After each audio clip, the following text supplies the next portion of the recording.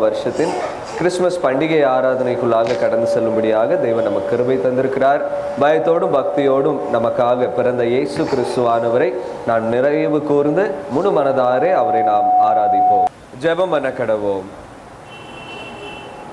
இயேசுவே oh my தியானிதா வல்லம் காணியோமே கண்ணார oh my காணுங்கா பரமானந்தமே.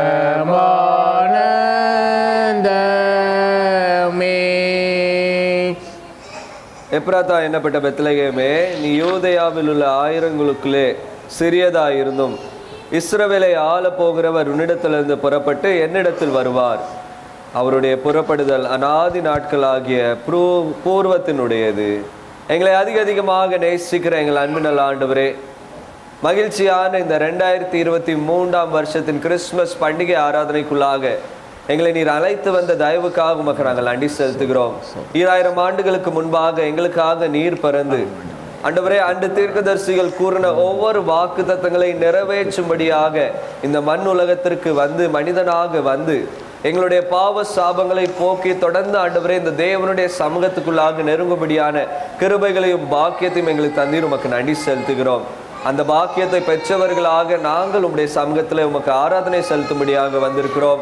எங்களுடைய பாடல்கள், எங்களுடைய வேத தியானம், எங்களுடைய விண்ணப்பங்கள் யாவற்றையும் நீர் ஏற்றுக்கொண்டு மெய்யாகவே எங்களுக்காக பிறந்த இயேசு கிறிஸ்துவானவரை நாங்கள் தரிசித்துக் கொள்ள, நாங்கள் தொழுது கொள்ள தேவரீர் எங்கள் கிருபை தந்தரல வேண்டும் என்று உடைய சமூகத்தில் ஜெபிக்கிறோம். தாழ்த்தி உடைய கருத்துக்குள்ளாக நாங்கள் ஒப்புக் கொடுக்கிறோம். இயேசு கிறிஸ்து நாமத்தினாலே ஜெபிக்கிறோம், அன்பின் பரலோக பிதாவே, ஆமென். தேவனுடைய பரிசுத்த நாமத்துக்கு மகிமை உண்டாக. இந்த பண்டிகை ஆராதனைக்கு ஆரம்பமாக நாம் யாவரும் எழும்பி நின்று பாமாலையின் 62வது பாடலை நாம் பாடுவோம். Him number 62.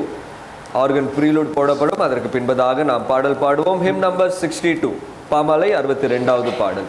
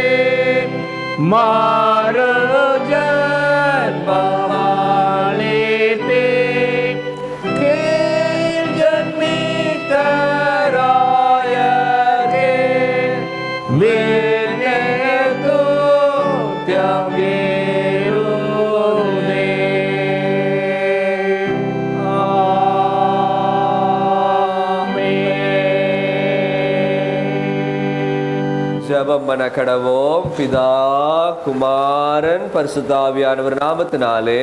ஆமென். பரமண்டலங்கள் இருக்கிற எங்கள் பிதாவே, உம்முடைய நாமம் பரிசுத்தப்படுவதாக, உம்முடைய ராஜ்யம் வருவதாக, பரிசுத்தப்படுவதே செய்யப்படுவது போல பூமியிலே செய்யப்படுவதாக. அனைவரும் பதவி எடுத்தாரும் இவரது குற்றங்களை நாம் மன்னிக்கிறது போல எங்கள் குற்றங்களுக்கும் மன்னியும். ராஜமும் வல்லமையும் மகிமையும் என்றிருக்கிறீர்களே. ஆமென். ஆண்டவரே, எங்கள் உதடுகளை திறந்தருளும். போல அறிவிக்கும். தேவனே, எங்களை ரட்சிக்க விரைவாய் வாரும். ஆண்டவரே, எங்களுக்கு சகாயம் பண்ண தீவிர நாம் யாவரும் எழுந்து நிற்போம். பிதாவுக்கு, குமாரனுக்கு, பரிசுத்தாவிக்கு மகிமை உண்டாவதாக. இப்போது சதாகளில் மகிமை உண்டாவதாக. ஆமென். கர்த்தரை துதியுங்கள். கர்த்தரின் நாமம் துதிக்கப்படுவதாக.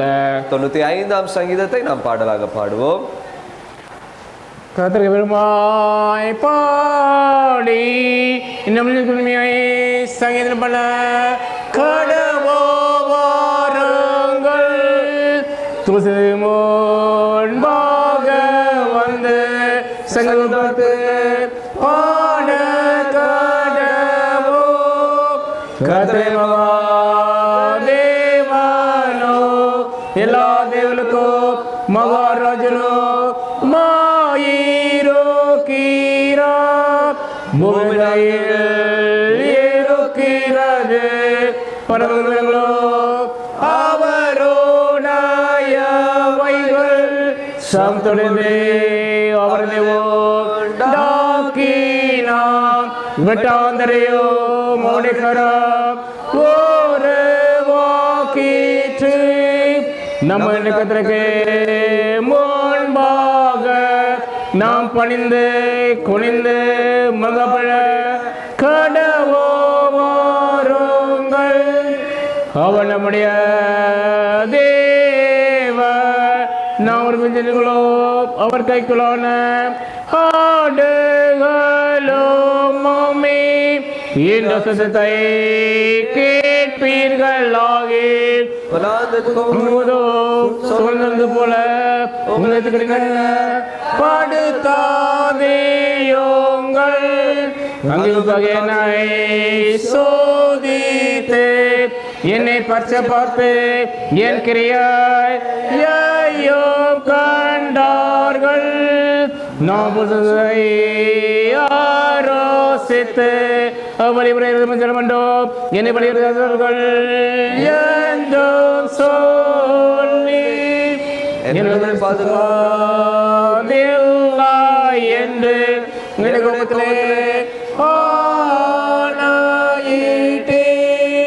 பிதாவுக்கோ குமாரனுக்கோ பரிசுத்த ஆவிக்கோ மகிமை உண்டாவதாக. ஆதிலோ இப்பொழுதோ எப்பொழுதுமான சதா காலங்களிலோ உண்டாவதாக. ஆமென். முறைமுறையாக வாசிக்கும்படியாக தெரிந்து கொள்ளப்பட்ட சங்கீதம் 85ஆம் சங்கீதம். சங்கீதம் 85 மாறி மாறி வாசிப்போம். Psalm 85. 85வது சங்கீதத்தை நாம் மாறி மாறி வாசிப்போம். கர்த்தாவே, உமது தேசத்தின் மேல் பிரியம் வைத்து யாக்கோபின் சிறையிருப்பை திருப்பினீர். உமது உக்கிரத்தை எல்லாம் அடக்கிக் கொண்டு உமது கோபத்தினை எரிச்சலை விட்டு திரும்பினீர்.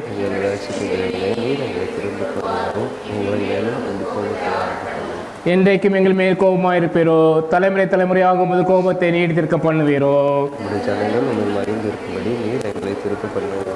கர்த்தாவே, உமது கிருபையை எங்களுக்கு காண்பித்து உமது ரட்சிப்பை எங்களுக்கு அருளி செய்யோ.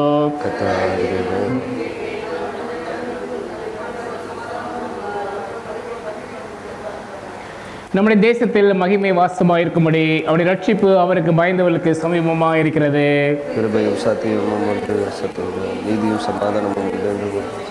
சத்தியம் பூமியிலிருந்து முளைக்கும், நீதி வானத்திலிருந்து தாழ பார்க்கும். கடைசி வசனம் நாம் சேர்ந்து வாசிப்போம். நீதி அவருக்கு முன்னாக சென்று அவருடைய அடிச்சொலின் வழியிலே நம்மை நிறுத்தும்.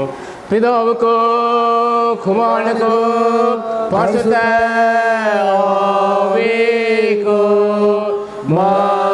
மகிமை உண்டாவதாக.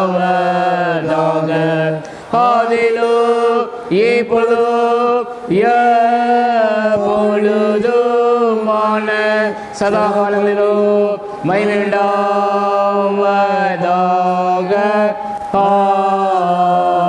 ஆமென். சபையார் அமர்வோம். வாசிக்கும்படியாக தெரிந்து கொள்ளப்பட்ட முதலாம் வேத பகுதியை நாம் வாசிக்க கேட்போம். வாசிக்க வேண்டிய வேத பாடம் மீகா 5ஆம் அதிகாரம் வசனம் 2ஆம் வசனத்திலிருந்து 4ஆம் வசனம் வரை. மீகா 5ஆம் அதிகாரம் வசனம் 2. எப்பிராத்தா எனப்பட்ட பெத்லகேமே, நீ யூதாவில் உள்ள ஆயிரங்களுக்குள்ளே சிறியதாயிருந்தும் இஸ்ரவேலை ஆளப்போகிறவர் உன்னிடத்திலிருந்து புறப்பட்டு என்னிடத்தில் வருவார். அவருடைய புறப்படுதல் அநாதி நாட்களாகிய பூர்வத்தினுடையது. ஆனாலும் பிரசவிக்கிறவன் பிரசவிக்கிற மட்டும் அவர்களை ஒப்பு கொடுப்பார். அப்பொழுது அவருடைய சகோதரரில் மீதியானவர்கள் இஸ்ரவேல் புத்திரரோடு கூட திரும்புவார்கள். அவர் நின்று கொண்டு கர்த்தருடைய பலத்தோடும் தம்முடைய தேவனாய கர்த்தருடைய நாமத்தின் மகத்துவத்தோடும் மேய்ப்பார். ஆகையால் அவர்கள் நிலைத்திருப்பார்கள். அவர் இனி பூமியின் எல்லை பரியந்தமும் மகிமைப்படுவார். இவரே சமாதானக்காரனர். அசீரியன் நம்முடைய தேசத்திலே வரும்போதும் நம்முடைய அரண்மனைகளை மிதிக்கும் போதும் 7 மேய்ப்பரையும் மனுஷரில் 8 அதிபதிகளை அவனுக்கு விரோதமாய் நிறுத்துவேன். வாசிக்க வேண்டிய பாடம் வாசிக்கிறாய். மீண்டும் நாம் யாவரும் எழும்பி நின்று 3 வாலிபர் கீதத்தின் சுருக்கத்தை நாம் பாடுவோம். 3 வாலிபர் கீதத்தின் சுருக்கத்தை நாம் பாடுவோம். பக்கம் 9வது பக்கம். ஜெப புஸ்தகத்திலே 9வது பக்கத்தில் இருக்கிற கத்து சிஸ்த சகல சிருஷ்டிகரே என்கிற 3 வாலிபர் கீதத்தின் சுருக்கத்தை நாம் பாடுவோம். கர்த்தர் சிருஷ்டித்த சகல சிருஷ்டிகளே, கர்த்தரை போற்றி போற்றி புகழ்ந்து என்றென்றைக்கும் அவரை துதியுங்கள். வானங்களே கர்த்தரை போற்றி போற்றி புகழ்ந்து என்றென்றைக்கும் அவரை துதியுங்கள். மலையே பனியே கர்த்தரை போற்றி போற்றி புகழ்ந்து என்றென்றைக்கும் அவரை துதியுங்கள்.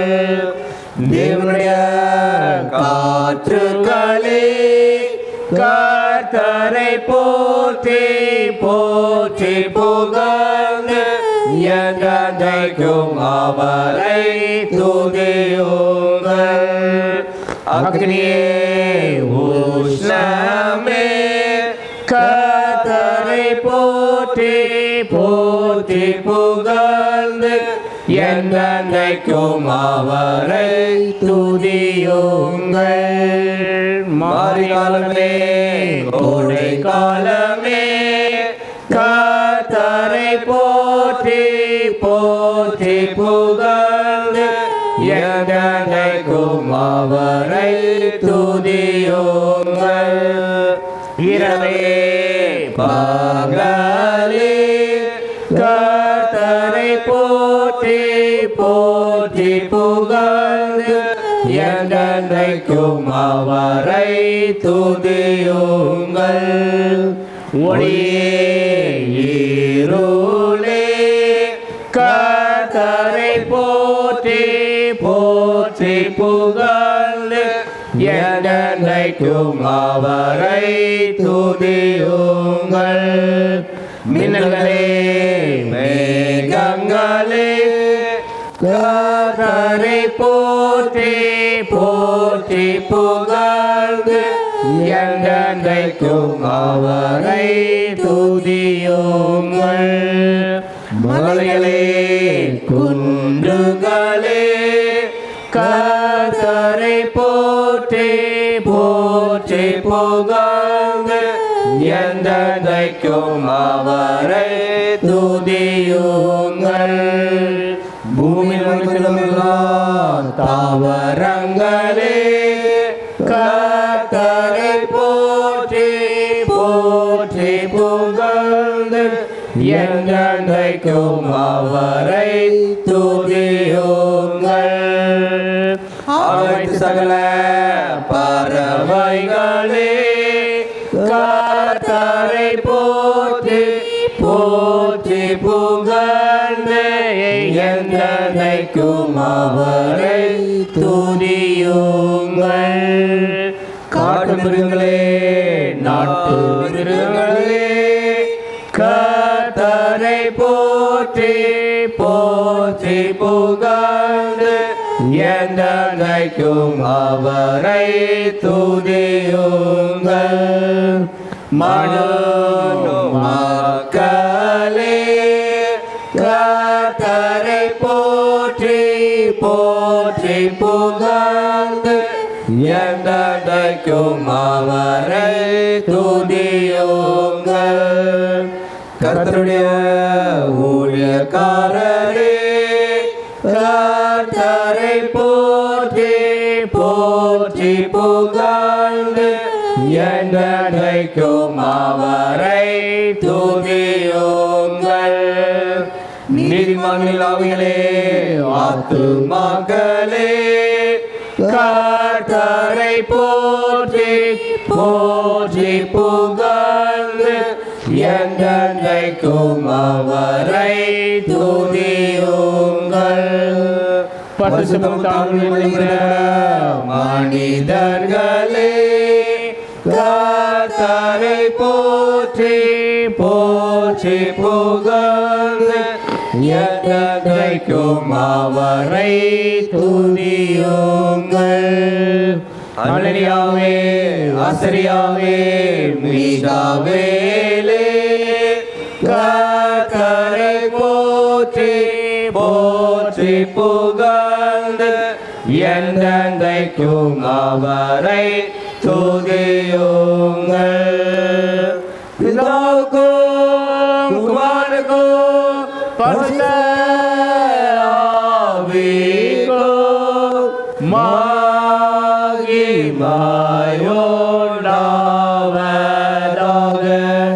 ஆதியிலும் இப்பொழுதும்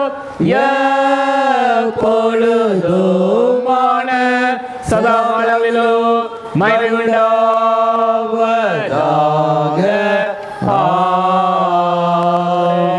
ஆமென்.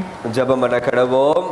கர்த்தருடைய ராபோஜனமாகிய பரிசுத்த நற்கருணைக்குரிய ஜெபம் எல்லா இருதயங்களையும் எல்லா விருப்பங்களையும் எல்லா ரகசியங்களையும் அறிந்திருக்கிற சர்வ வல்லமுள்ள தேவனே, நாங்கள் தேவரீரிடத்தில் பரிபூர்ணமாய் அன்பு கூறவும் உமது பரிசுத்த நாமத்தை உத்தமமாய் மகிமைப்படுத்தவும் எங்கள் கர்த்தராகிய இயேசு கிறிஸ்து நிமித்தம் உமது பரிசுத்த ஆவியானவர் நினைவுதலால் எங்கள் இருதயத்தின் சிந்தனைகளை சுத்தம் பண்ணி அருளோ. ஆமென். தேவன் திருவலம் பற்றி சொன்ன வார்த்தைகளாவன, உன் தேவனாகிய கர்த்தர் நானே, என்னண்டி உனக்கு வேறு தேவன் உண்டாயிருக்க வேண்டாம்.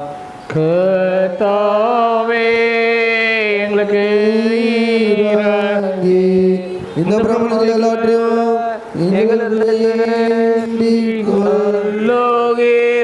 தேவனாகிய கர்த்தர் உனக்கு கொடுக்கிற தேசத்துல உன் நாட்கள் நீடித்திருக்கும்படி உன் தகப்பனையும் உன் தாயையும் கனம் பண்ணுவாயாக. கர்த்தாவே எங்களுக்கு இறங்கி இந்த பிரபலத்தை கைக்கொள்ள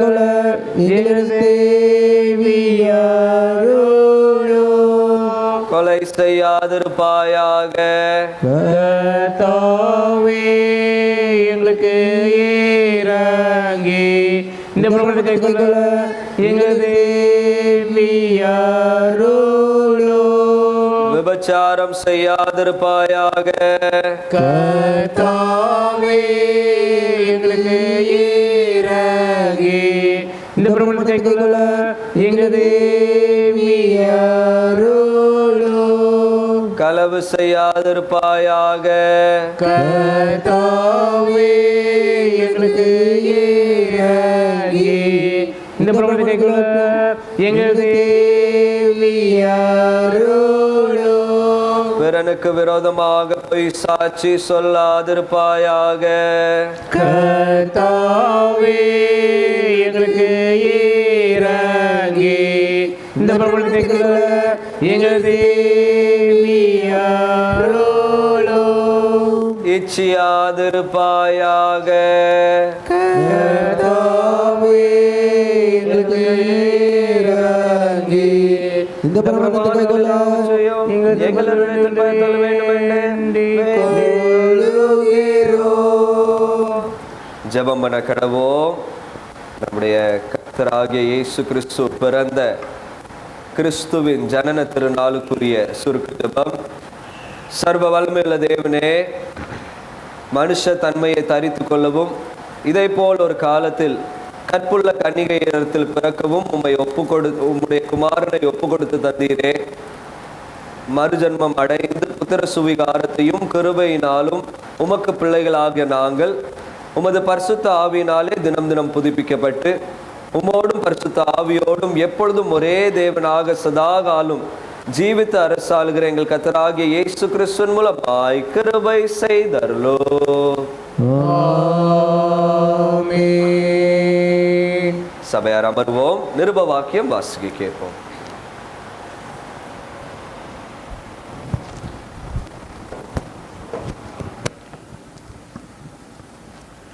வாசிக்கும்படியாக குறிக்கப்பட்ட நிருப வாக்கியம் பரிசுத்த பவுல் அப்போஸ்தலன் தீத்துக்கு எழுதின நிருபம் 3ஆம் அதிகாரம் 4ஆம் வசனம் முதல் 7ஆம் வசனம் வரை.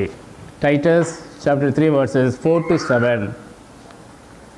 தீத்து 3ஆம் அதிகாரம் 4ஆம் வசனம் முதல் 7ஆம் வசனம் வரை.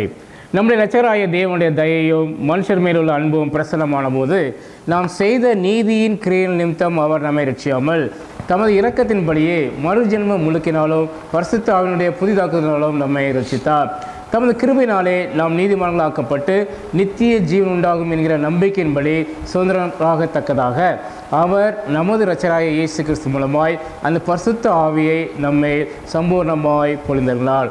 வாசிக்கும்படியாக குறிக்கப்பட்ட நிருப வாக்கியம் வாசித்தாயிற்று.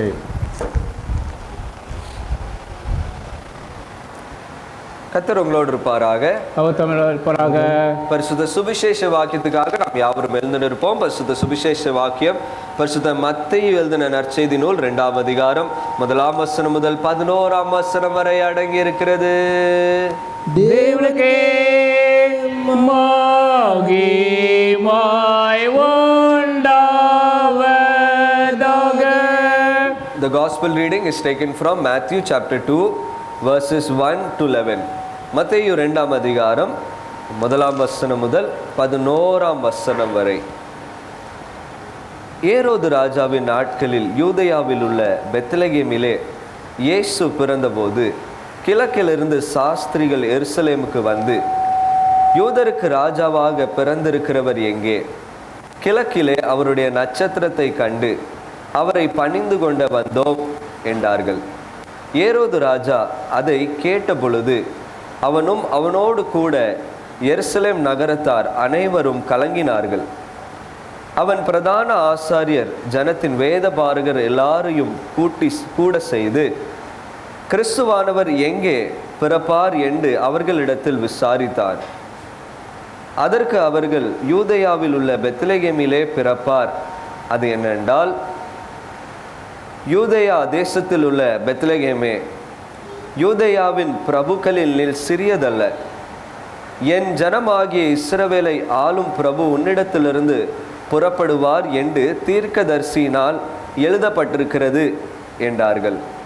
அப்பொழுது ஏரோது சாஸ்திரிகளை ரகசியமாக அழைத்து நட்சத்திரம் காணப்பட்ட காலத்தை குறித்து அவர்களிடத்தில் திட்டமாய் விசாரித்து, நீங்கள் போய் பிள்ளையை குறித்து திட்டமாய் விசாரியுங்கள்.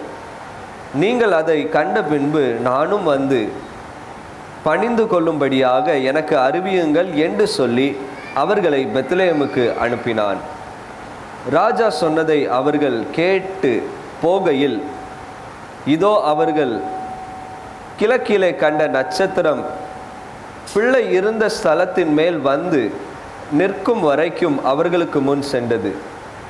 அவர்கள் அந்த நட்சத்திரத்தை கண்டபோது மிகுந்த ஆனந்த சந்தோஷம் அடைந்தார்கள். அவர்கள் அந்த வீட்டுக்குள் பிரவேசித்து பிள்ளையையும் அதன் தாயாகிய மரியாளையும் கண்டு சாஷ்டாங்கமாக விழுந்து அதை பணிந்து கொண்டு தங்கள் பொக்கிஷங்களை திறந்து பொன்னையும் தூப வர்க்கத்தையும் வெள்ளி போலையும் அதற்கு காணிக்கையாக வைத்தார்கள் என்றார் என்பது.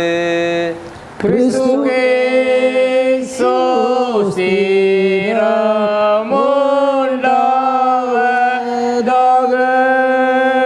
வானத்தையும் பூமியையும் காணப்படுறதுமான எல்லாவற்றையும் படுத்த வைக்கிற சர்வவல்லமையுள்ள பிதாவாகிய ஒரே தேவனை விசுவாசிக்கிறேன். ஒரே கர்த்தருமாய் தேவனுடைய ஒரே பேரனுக்குமான இருக்கிற இயேசு கிறிஸ்துவை விசுவாசிக்கிறேன். அவர் சர்வலோகமுமே தத்தாமல் ஜனிக்கப்பட்டவர், தெய்வத்தை தெய்வமானவர், ஜோதியில் ஜோதியானவர், மேய்த்தவன் மேய்த்தவனவர், உண்டாக்கப்படாமல் ஜனிக்கப்பட்டவர், பிதாவுடைய ஒரே தன்மையுடையவர், சரத்தை உண்டாக்கினவர், மனிதனாய் நமக்காகவும் நமக்கு ரட்சிப்பு உண்டாகவும் பரமலைக்கு இறங்கி பரிசுத்த ஆவியானவராலே கனிமத்தவர்களானார். நமக்காக பாடுபட்டு சில்லாரெண்டு பாடுபட்டு ஆடுபட்டார். வேத வாக்கில் முடியும் நோவை தந்தார். பரமலைக்கு ஏறி பிதால் வந்து பசி வைத்திருக்கிறார். உயிரோடு நேரத்திற்கு மைமணித்து வருவார். ராஜ்யத்துக்கு முடிவில்லை. கர்த்தருமாய் ஜீவனை கொடுத்தவருமாய் பிதாவுமாய் பிதாவோட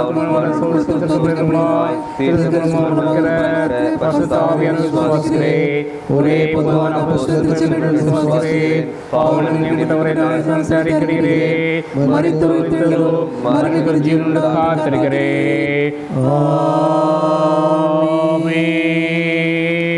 மீண்டும் தேவனுடைய நாமத்துக்கு மகிமை உண்டாக. செய்திக்கு ஆயத்தமாக நாம் நின்றவாறே பாமாலையின் 72வது பாடலை நாம் பாடுவோம். ஹிம் நம்பர் 72 ராக்கால பெத்லெஹேம் என்கிற பாடலை நாம் இணைந்து பாடுவோம்.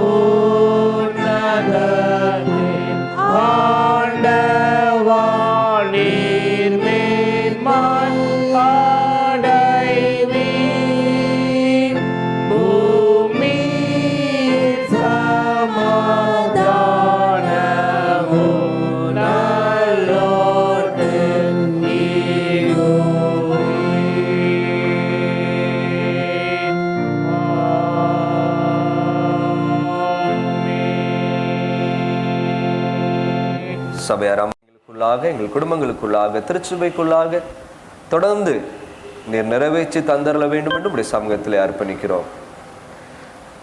உம்முடைய மன்னாவினாலே எங்கள் ஒவ்வொருவரையும் திருப்தியாக்கி நீர் அனுப்பும். இயேசு கிறிஸ்து நாமத்தினாலே ஜெபிக்கிறோம் அன்பின் பரலோக பிதாவே, ஆமென். விண்ணை விட்டு மண் உலகத்திற்கு மனிதனாக பிறந்த இயேசு பாலகனின் ஈடிணைச்ச நாமத்தினாலே உங்களுக்கு யாவருக்கும் கிறிஸ்மஸ் வாழ்த்துக்களை என்னுடைய சார்பாகவும் என்னுடைய குடும்பத்தின் சார்பாகவும் உங்களுக்கு தெரிவித்துக் கொள்கிறேன். Merry Christmas to one and all. ஒரு சந்தோஷமான ஒரு தருணத்தை இன்னொரு ஆண்டு நமக்கு தேவன் என்ன செஞ்சிருக்கிறார், கூட்டி தந்திருக்கிறார். அவருடைய சமூகத்துக்கு வரும்படியாக, அவருடைய பிறப்பை நினைவு கூறும்படியாக 2000 ஆண்டுகளுக்கு முன்பாக நடந்த அவருடைய ஆச்சரியமான பிறப்பை நினைவு கூறும்படியாக தேவன் நமக்கு கிருபை தந்திருக்கிறார். அந்த பிறப்பானது மனுக்குலத்திற்கு சந்தோஷத்தையும் சமாதானத்தையும் உண்டாக்கினது.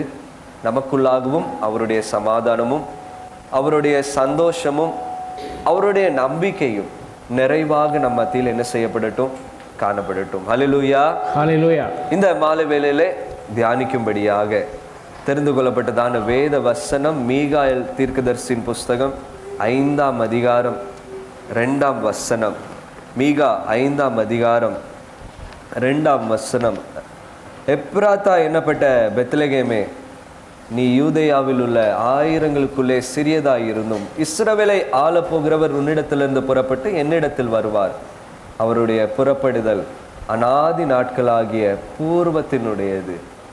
கிறிஸ்துக்குள் அன்பானவர்களே, இயேசு கிறிஸ்துவனுடைய வருகை தீர்க்கதரிசியினால் உரைக்கப்பட்டதாக என்ன செய்யப்பட்டது, காணப்பட்டது. திடீரென்று இயேசு கிறிஸ்துவானவர் அந்த விண்ணுலகை விட்டு இந்த மண்ணுலகத்திற்கு வரவில்லை. ஆனால் இந்த தீர்க்கதரிசிகள் அவருடைய வரவை காத்து கொண்டிருந்தவர்களாக, அவர் எப்பொழுது வருவார் என்று எண்ணிக்கொண்டிருந்தவர்களாக என்ன செய்யப்பட்டார்கள், காணப்பட்டார்கள். இப்போ இந்த மீகா தீர்க்கதரிசி எடுத்துக்கிட்டீங்க அப்படின்னா யூதாவினுடைய தீர்க்கதரிசியாக என்ன செய்கிறார், இவர் இருக்கிறவராக இருக்கிறார். ஏசாயா, மீகா இவர்கள் எல்லாரும் ஒரே காலத்தில் என்ன செஞ்சாங்க, வாழ்ந்தவர்களாக இருந்தார்கள். ஆகாஸ், எசேக்கியா என்கிற ராஜாக்கள் இருந்த காலங்களிலே இவர்கள் என்ன செய்தார்கள், தீர்க்க தரிசனம் கூறினவர்களாக என்ன செஞ்சார்கள், இருந்தார்கள். அப்படின்னா கிறிஸ்துவுக்கு முன்பதாக கிட்டத்தட்ட 750வது வருஷத்திலிருந்து 700வது வருஷம் வரை கிட்டத்தட்ட ஒரு 50 வருஷத்துக்கும் மேலாக இவர்கள் தீர்க்கதரிசிகளாக என்ன செஞ்சு கொண்டே இருந்தார்கள். இந்த பகுதிகளிலே தீர்க்க தரிசனம் சொல்லி கொண்டு இருந்தவர்களாக என்ன செஞ்சார்கள், காணப்பட்டார்கள். இப்போ இந்த மீகா தீர்க்கதரிசி புஸ்தகத்தை எடுத்துக்கிட்டீங்க அப்படின்னா அருமையான ஒரு தீர்க்க தரிசன புஸ்தகம். ஏனென்றால் இந்த தீர்க்கதரிசி என்ன செய்கிறார் என்றால், அவ்வப்போது அந்த சூழ்நிலையிலே ஜனங்கள் பாவம் செய்கிறதை அவன் என்ன செய்கிறான், கடிந்து கொள்கிறவனாக இருக்கிறான். முதலாவது தீர்க்க தரிசனம் எதை குறித்து தான் அவன் கூறுகிறான், ஜனங்கள் நியாயப்பிரமாணத்திற்கு விரோதமாக செயல்படுகிறார்கள், ஆகவே நீங்கள் மனம் திரும்புங்கள் என்கிறதுதான் அவனுடைய முதலாவது தீர்க்க தரிசனமாக இருக்கிறது. அதற்கு பின்பதாக நீங்கள் மனம் திரும்பாவிட்டால் அசீரியர்களும் பாபிலோனியர்களும் வந்து உங்களை என்ன செய்வார்கள், சிறைப்பிடிப்பார்கள்.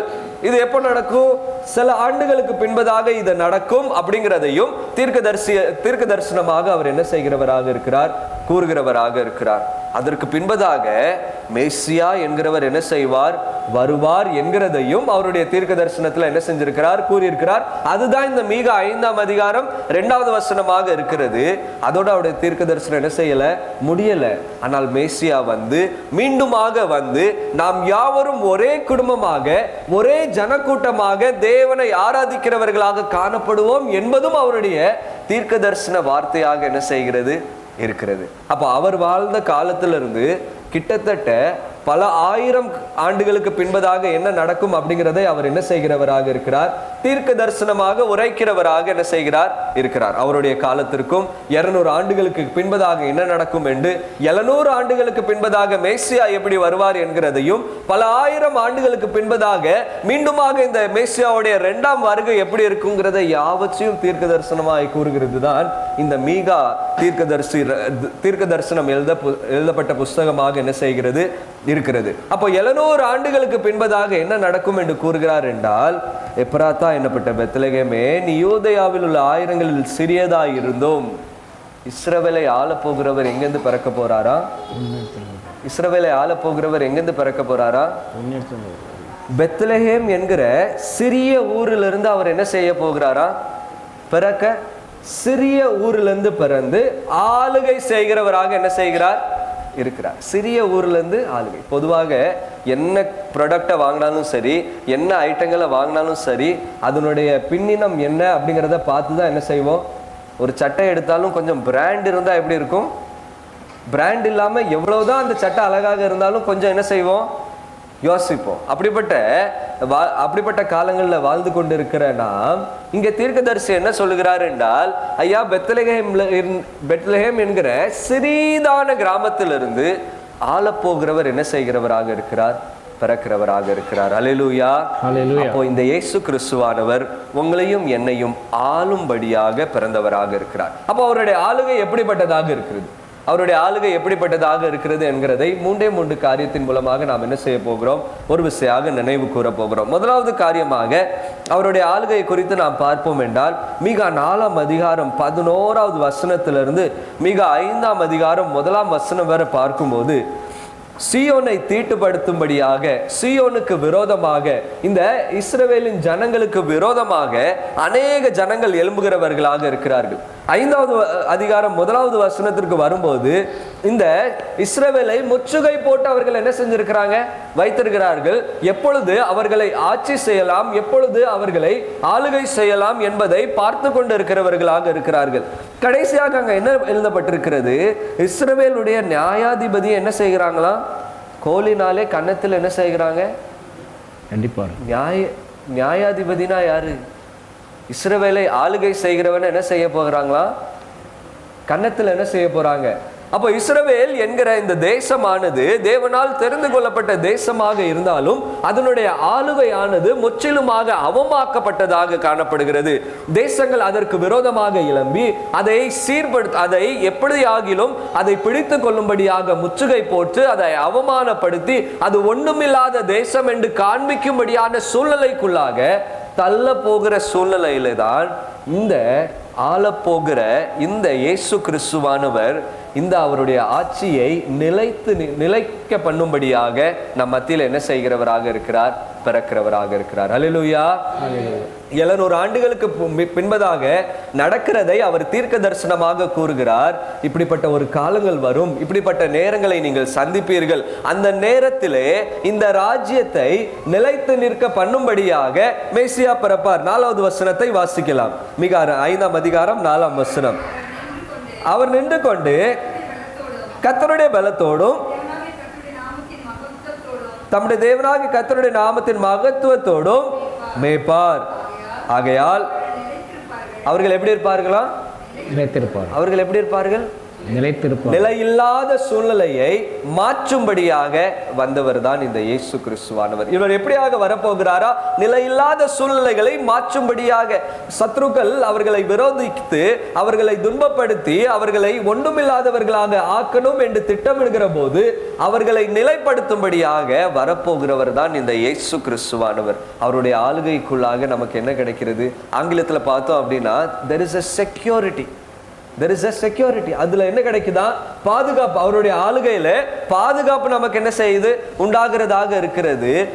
அவர் நம்மை மேய்க்கிறவராக இருக்கிறார். ஆகவே நம்மளுடைய நிலையில்லாத வாழ்க்கையை நிலைப்படுத்தும்படியாக இந்த இயேசு கிறிஸ்துவானவர் என்ன செய்வாரா, வருவாரா. அதனாலதான் கூறுகிறார், வருத்தப்பட்டு பாரம் சுமக்கிறவர்களே நீங்கள் என்ன செய்யுங்க, நான் என்ன செய்வேன் உங்களுக்கு, I will give you the comfort. நான் உங்களுக்கு இளைப்பாறுதலை தருகிறேன், நான் உங்களுக்கு பாதுகாப்பை தருகிறேன், நான் உங்களை நிலைநிற்க பண்ணுகிறேன். உங்களுடைய வருத்தங்கள் நிலையில்லாத எல்லா சூழ்நிலைகளையும் எடுத்து என்னிடத்தில் வாருங்கள், நான் என்ன செய்வேன், உங்களை நிலைப்படுத்துவேன் என்கிறது தான் அவருடைய ஆளுகையின் முதலாவது காரியமாக இருக்கிறது. இரண்டாவது காரியமாக அவருடைய ஆளுகை எப்படிப்பட்டதாக இருக்கிறது என்றால், அவர் உன்னிடத்திலிருந்து புறப்பட்டு என்னிடத்தில் என்ன செய்கிறவராக இருக்கிறார், வருகிறவராக இருக்கிறார். ஆரம்பிக்கும் போது எப்ராத்தா என்னப்பட்ட பெத்லெஹேம் எப்படி ஆரம்பிக்கிறாரு, எப்ராத்தா என்னப்பட்ட.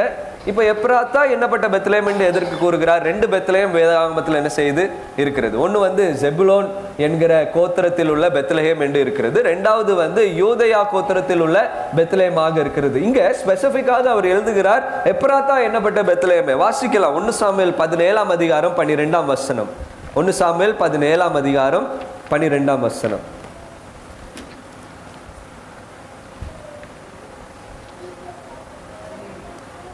1 சாமுவேல் 17. தாவீது என்பவன் யோதாவில் ஊரான பெத்லகேம் ஊரானாகிய ஈசா என்னும் பேருள்ள எப்பிராத்திய மனுஷனுடைய குமாரனாய் இருந்தான். இவன் எப்படிப்பட்டவனாக இருக்கிறான்? தாவீது யாருடைய மகனாக இருக்கிறான்? ஈசா என்கிற மகனுடைய எப்ராத்தியாருடைய மனுஷனாக என்ன செய்கிறான்?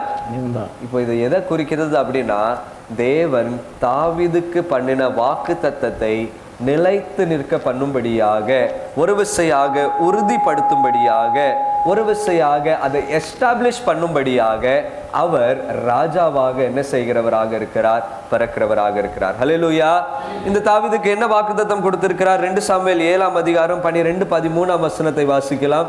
2 சாமுவேல் 7ஆம் அதிகாரம் 12-13ஆம் வசனம். உன் நாட்கள் நிறைவேறி ஆ நீ உன் பிதாக்களோடு நித்திரை பண்ணும்போது ஆ நான் உனக்கு பின்பு உன் கர்ப்ப பிறப்பாகிய உன் சந்ததியை எழும்ப பண்ணி அவன் ராஜ்யத்தை நிலைப்படுத்துவேன். அவன் ராஜ்யத்தை என்னப்படுத்துவேன்? அவருடைய ஆளுகை நிலைப்படுத்தும்படியாக, இந்த அவர் கொடுத்த வாக்கு தத்தத்தை நிறைவேற்றும்படியாக, அவருடைய ஆளுகையை நிலைப்படுத்தும்படியாக இயேசு கிறிஸ்துவானவர் வருவார் என்று தீர்க்கதரிசி என்ன செய்கிறார்? கூறுகிறவராக இருக்கிறார். 13ஆம் வசனத்தை வாசிக்கலாம். அவன் என் நாமத்திற்கென்று ஒரு ஆலயத்தை கட்டுவான்.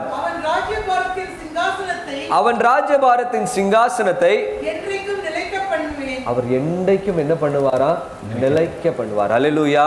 தாவீதுக்கு கொடுத்த வாக்கு தத்தத்தை ஒரு விசையாக நிலைப்படுத்தும்படியாக, அவருடைய ராஜ்யத்தை நிலைப்படுத்தும்படியாக ஒரு ராஜா ஆளுகை செய்யும்படியாக வருவார் என்கிறதை மீகா தீர்க்கதரிசி தீர்க்க தரிசனமாக என்ன செய்கிறார்? கூறுகிறார். இந்த ராஜாவினுடைய ஆளுகை எப்படி இருக்கும் என்றால், மீகா 5ஆம் அதிகாரம் 3வது வசனத்தின் கடைசி பகுதியை வாசிக்கலாம். அப்பொழுது அவருடைய சகோதரரில் மீதியானவர்கள் என்ன செய்வார்களா? இஸ்ரவேல் புத்திரரோடு இந்த கிங்டம் ஆனது எஸ்டாப்ளிஷ் பண்ணப்பட்ட உடனேயே அவர்கள் சகோதரர்கள், யூதர்கள் அல்லது தெரிந்து கொள்ளப்பட்டவர்கள் மீண்டுமாக அவரிடத்தில் என்ன செய்வார்களா? திரும்ப பண்ணுகிறவராக இருக்கிறார். முதலாவது காரியமாக நிலையில்லாத வாழ்க்கையை நிலைப்படுத்துகிறவராக இருக்கிறார். இரண்டாவது காரியமாக தொலைந்து போகிறவர்களை மீண்டுமாக திருப்ப பண்ணும்படியாக அவருடைய ராஜ்யத்தை நம் மத்தியிலே நிலைப்படுத்துகிற ஆளுகையாக என்ன செய்கிறது? இருக்கிறது. அல்லேலூயா. அல்லேலூயா. அப்ப மீண்டுமாக இந்த ராஜ்யமானது நிலைப்படுத்த பின்பதாக இந்த ராஜா வந்திருக்கிறார், மேசியா என்கிறவர் ஆளுகை செய்கிறார் என்கிறதை உறுதியாக அவர்கள் நம்பின உடனே என்ன செய்வார்கள்? இந்த மேசியாவை நோக்கி என்ன செய்வார்கள்? வருவார்கள். ரட்சிப்பை பெறும்படியாக வருவார்கள், பாவ மன்னிப்பை பெறும்படியாக வருவார்கள். இப்படி எல்லாம் ஒரு காலத்தில் நடக்கும் என்கிறதை அவர் 700 ஆண்டுகளுக்கு முன்பதாக தீர்க்க தரிசனமாக என்ன செய்கிறார்? அப்போ ஜனங்களை மீண்டுமாக திருப்பி கொண்டு வரும்படியாக இயேசு கிறிஸ்துவானவர் என்ன செய்கிறார்? வருகிறவராக இருக்கிறார். கடைசியாக அவருடைய புறப்படுதல் அநாதி நாட்களாகிய பூர்வத்தில் உடையதாக என்ன செய்கிறது? இருக்கிறது. இதை பத்தி நமக்கு என்ன செய்ய வேண்டாம்? சொல்லவே வேண்டாம். எப்பொழுது உலகத்தை படைக்கப்பட்டதோ அந்த படைப்பிலிருந்து எல்லா நாட்களிலும் இந்த இயேசு கிறிஸ்துவானவர் என்ன செய்தவராக இருந்தார்? வாசம் பண்ணினவராக இருந்தார். எல்லாவற்றையும் அவர் மூலமாக என்ன செய்தார்? தேவன் உண்டாக்கினார். யோவான் 1ஆம் அதிகாரம் 1ஆம் வசனம், ஆதியிலே வார்த்தை இருந்தது, அந்த வார்த்தை தேவனிடத்தில் இருந்தது. அந்த வார்த்தை யாராக இருந்தது? அவர் மூலமாக சகலமும் என்ன செஞ்சுச்சு?